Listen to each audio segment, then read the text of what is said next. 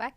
సంక్రాంతి వచ్చిందంటే సంబరాలు అంబరాన్ని తాకాల్సిందే. గోదావరి తీరంలో పలకరింపుల దగ్గర నుంచి కోడి పందాల వరకు సంథింగ్ స్పెషల్ గా ఉంటుంది.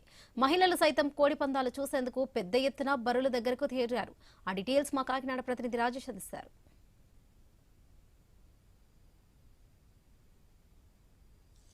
వెళ్ళాలంటే ప్రతి ఒక్కరికి ఒక ప్రత్యేకత.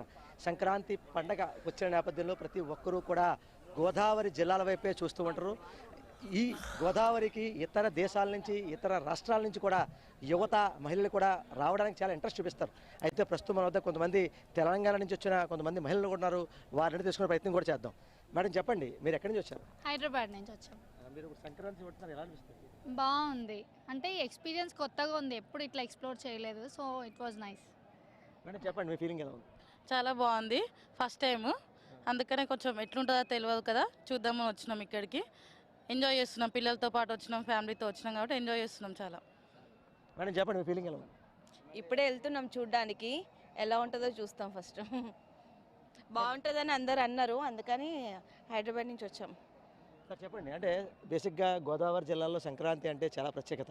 అటువంటిది మీరు తెలంగాణ నుంచి వచ్చారు, ఇప్పుడు మీరు అంతా చూశారు, ఇన్ని కార్లు ఎన్ని బళ్ళు ఉన్నాయి, ఇదంతా సంక్రాంతి సంబరాలు ఎలా అనిపిస్తుంది ఫీలింగ్? చాలా సంతోషంగా ఉంది. ఫస్ట్ ఆఫ్ ఆల్ రెండో స్టేట్ ప్రజల ఈ సంక్రాంతి శుభాకాంక్షలు.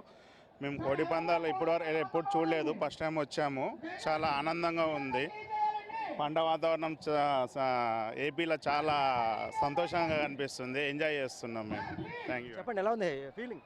చాలా మంచిగా ఉంది, చూడడానికి చాలా మంచి. ఎలా ఉందమ్మా? చాలా మంచిగా ఉంది రానికి ఏపీకి.